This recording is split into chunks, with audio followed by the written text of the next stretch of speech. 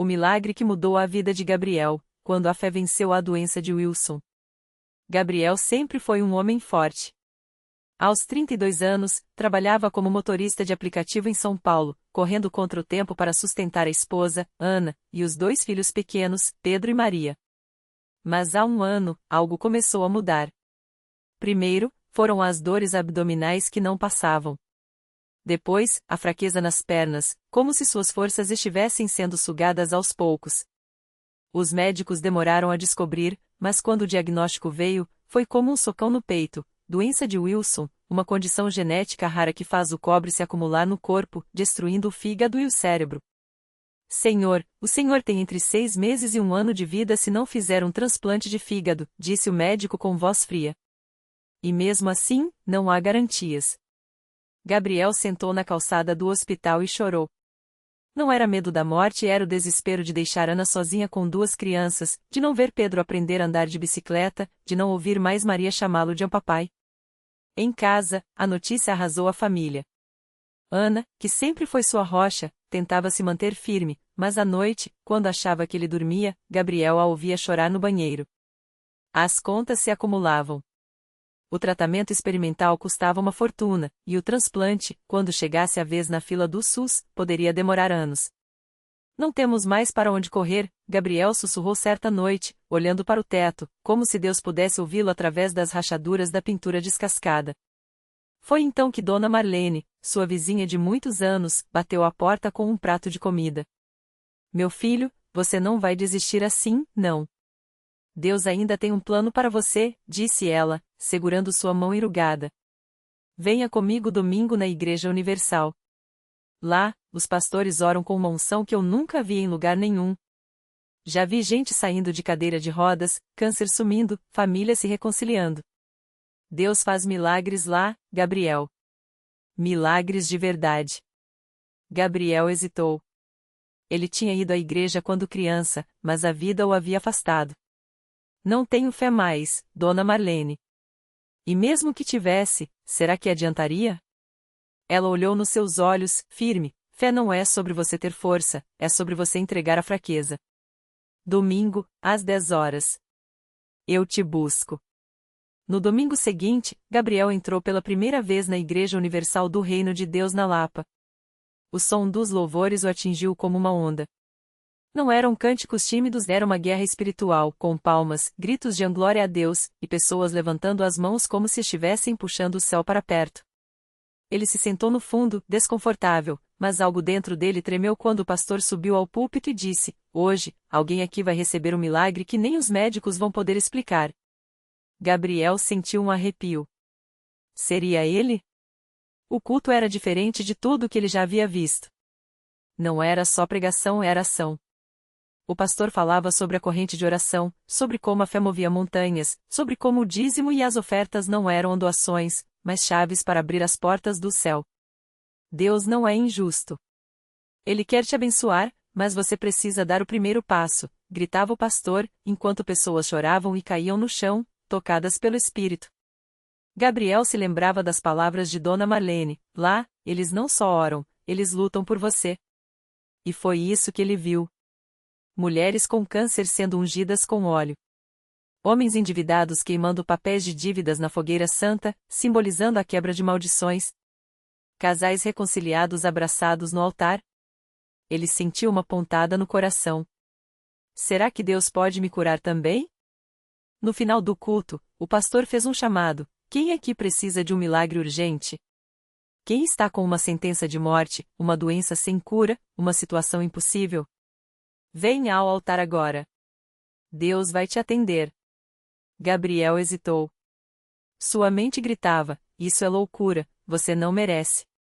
Mas seus pés, como se tivessem vontade própria, o levaram até a frente.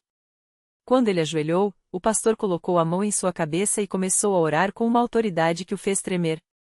Em nome de Jesus, eu quebro essa maldição de doença na vida desse servo. Satanás, solta o fígado de Gabriel. O cobre que está destruindo seu corpo, sai agora em nome de Jesus. Você não vai morrer, você vai viver para louvar a Deus. Receba a sua cura. Gabriel sentiu algo estranho, como se uma corrente elétrica percorresse seu corpo. Suas mãos começaram a formigar, e uma dor aguda no abdômen o fez gemer. O pastor aumentou a voz: isso é a doença saindo. Glória a Deus! As pessoas ao redor começaram a gritar: é milagre!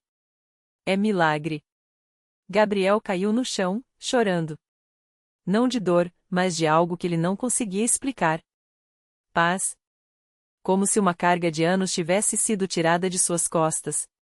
Nos dias seguintes, Gabriel voltou à igreja todos os dias. Participou da campanha dos 7 dias de jejum e oração, onde pessoas se reuniam às 6 horas da manhã para clamar a Deus. Ele deu seu dízimo pela primeira vez, mesmo com medo, lembrando das palavras do pastor: Deus não precisa do seu dinheiro, Ele quer sua obediência. Quando você diz o sim a Ele, Ele diz o sim a você. Ana, no início cética, começou a ir com ele depois de ver a mudança em seus olhos. Na quarta vigília de oração, algo incrível aconteceu. Gabriel estava no altar, com as mãos levantadas, quando sentiu algo quebrar dentro dele. Literalmente. Uma dor forte no lado direito, seguida de um alívio tão grande que ele começou a rir e chorar ao mesmo tempo. No dia seguinte, foi ao médico para um exame de rotina. O hepatologista, que sempre o recebia com um rosto sério, olhou para os resultados e franziu a testa. Gabriel, seus níveis de cobre estão normais. Seu fígado está se regenerando. Isso não faz sentido. A doença de Wilson não tem cura, mas seus exames estão como se você nunca tivesse tido nada. Gabriel sorriu. Ele já sabia. Deus me curou, doutor. Hoje, um ano depois, Gabriel está de pé literalmente. Não só seu fígado se recuperou como se nunca tivesse estado doente, mas sua vida toda mudou. Ele agora é um obreiro na Igreja Universal, ajudando outros que chegam desesperados como ele já chegou. Ana abriu uma pequena padaria com o dinheiro que economizaram, e as crianças crescem saudáveis, ouvindo o pai contar sobre o Deus que faz o impossível. Em um testemunho no altar, Gabriel sempre diz a mesma coisa: eu aprendi que fé não é esperar Deus fazer algo, é confiar que Ele já fez. Quando eu me ajoelhei naquele altar, não era eu pedindo, era eu recebendo. A Igreja Universal me ensinou que milagre não é sorte, é obediência. É você dar o pouco que tem, jejuar quando o corpo pede comida, orar quando a mente pede desistir. Deus não falha. Nunca. E então, com os olhos brilhando, ele olha para a plateia e pergunta: quem aqui precisa de um milagre hoje? Porque se eu pude, você também pode. Basta crer. Naquela mesma noite, enquanto Gabriel e Ana voltavam para casa depois do culto, uma chuva forte começou a cair. As ruas do bairro humilde onde moravam ficavam alagadas com facilidade, e o carro velho que haviam comprado com tanto sacrifício começou a dar sinais de que não aguentaria mais. Ana segurou a mão do marido, preocupada, mas Gabriel apenas sorriu e disse: Deus já sabe o que vai acontecer. Confia. De repente, o motor engasgou e parou bem no meio de uma rua escura, com a água subindo rápido. As crianças, no banco de trás, começaram a chorar com medo. Gabriel respirou fundo, fechou os olhos e orou em voz alta: Senhor, o Senhor me tirou de um buraco maior que este. Se o Senhor abrir o mar para o teu povo passar, pode secar esta água para minha família chegar em casa. Quando abriu os olhos, viu um homem se aproximando com uma lanterna. Era um irmão da igreja que morava perto dali e tinha reconhecido o carro. Subam no meu jipe, vou levar vocês, disse ele, já ajudando Ana com as crianças. No dia seguinte, Gabriel foi até a igreja agradecer e contar o que tinha acontecido. O pastor ouviu tudo e então lhe fez um pedido: Gabriel, você já recebeu tanto de Deus. Agora é hora de ajudar outros a receberem também. Que tal você começar a liderar um grupo de oração aqui na igreja? Tem muitas pessoas precisando de alguém que entenda o que elas estão passando. Gabriel sentiu o coração acelerar. Ele, que antes não conseguia nem olhar nos olhos das pessoas, agora seria um líder? Mas lembrou das palavras que tanto repetia: fé não é esperar, é confiar que já está feito. Aceitou o desafio sem hesitar. Na primeira reunião do grupo, chegou um homem chamado Carlos, com o rosto marcado pela preocupação. Ele contava que estava desempregado há meses, a esposa doente e os filhos passando fome. Já não sei mais o que fazer, disse, com a voz quebrada. Gabriel se ajoelhou ao lado dele, colocou a mão em seu ombro e falou com firmeza: Deus não te trouxe até aqui para te abandonar. Vamos jejuar juntos esta semana e você vai ver o milagre. Carlos seguiu a orientação. No terceiro dia de jejum, enquanto orava no quarto, ouviu uma batida na porta.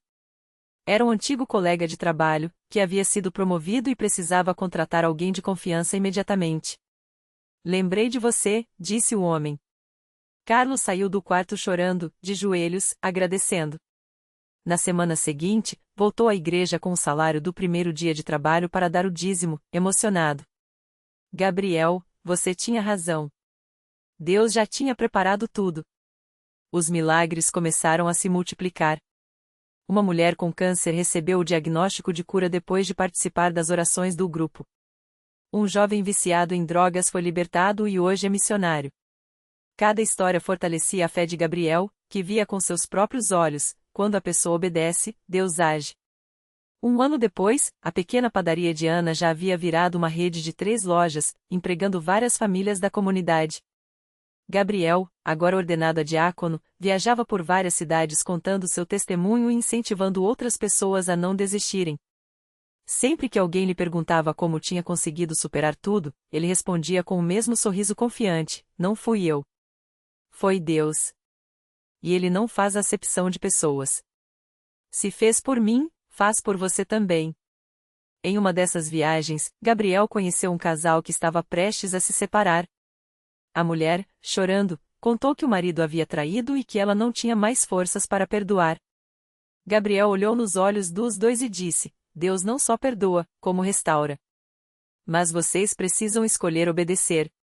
Vamos fazer um propósito: 3 dias de jejum, orando juntos todas as noites.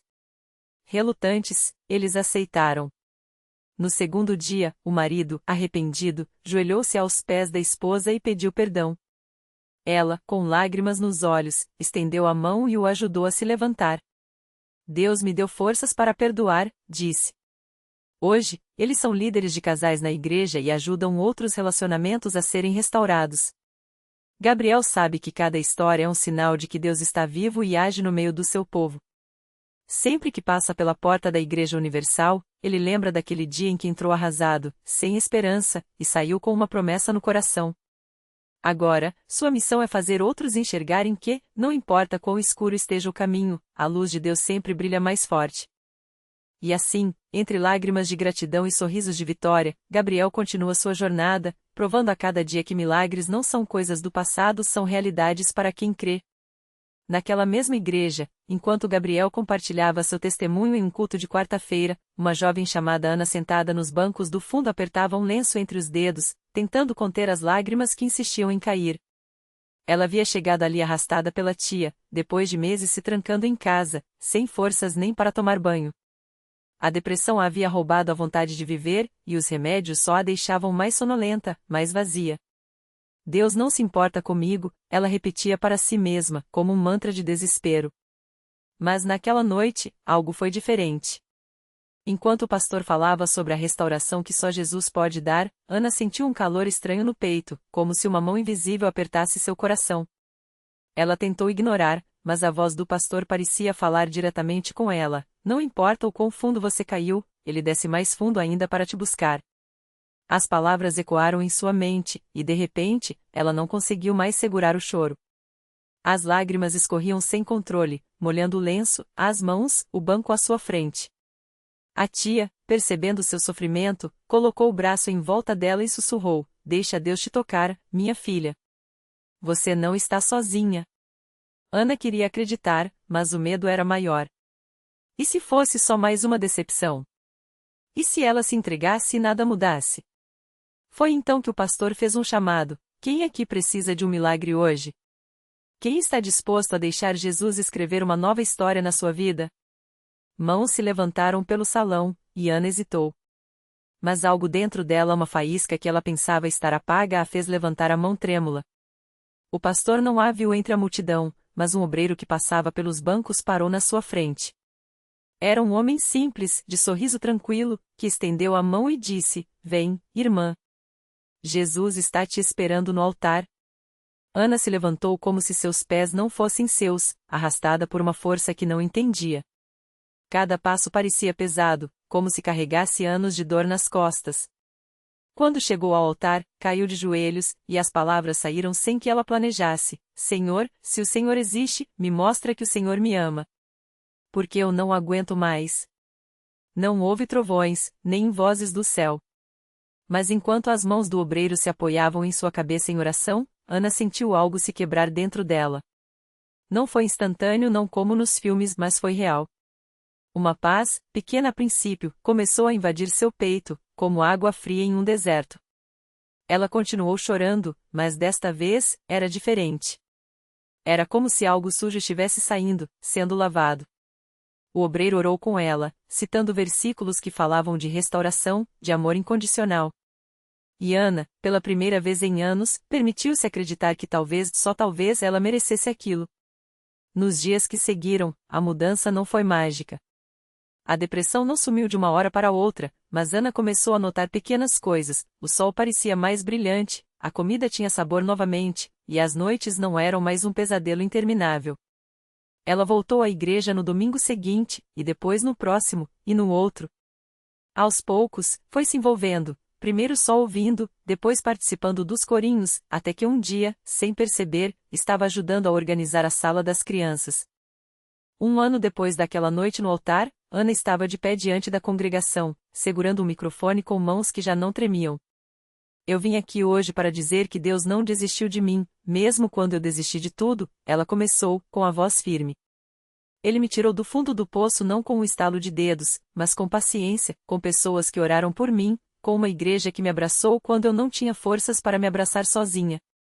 Ao seu lado, a tia chorava, e Gabriel, aquele mesmo Gabriel que um dia também esteve quebrado, sorria, sabendo que aquela era mais uma prova de que Deus não escolhe os qualificados, mas qualifica os escolhidos. Hoje, Ana faz parte da equipe de acolhimento da igreja. Ela é aquela irmã que senta do lado de quem chega com o olhar perdido, que segura a mão de quem chora sem saber por quê, que sussurra: eu sei como é. Mas pode confiar, Deus não terminou a sua história ainda. E assim, como Gabriel, ela se tornou um farol para outros que ainda navegam no escuro, provando que os milagres não são apenas para alguns privilegiados, mas para todo aquele que, mesmo com medo, estende a mão e diz: aqui estou, Senhor. Faz em mim a tua vontade. No mesmo ano em que Ana começou a servir no acolhimento, chegou à igreja um jovem chamado Mateus. Ele entrou arrastando os pés, com as mãos enfiadas nos bolsos da calça surrada e os olhos vermelhos de tanto chorar.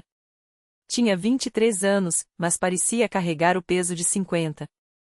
A vida o havia ensinado cedo que confiar era perigoso, primeiro com o pai que sumiu quando ele era criança, depois com a mãe que se afogou no álcool para esquecer a solidão, e por último com os amigos em que o levaram para as ruas, onde aprendeu que a única lei era a sobrevivência. Ele não viu Ana se aproximar. Só sentiu uma mão suave tocar seu ombro e uma voz calma perguntar: primeira vez aqui? Mateus se virou bruscamente, pronto para dar uma resposta seca, mas algo naqueles olhos que já tinham visto a mesma dor que ele o fez hesitar.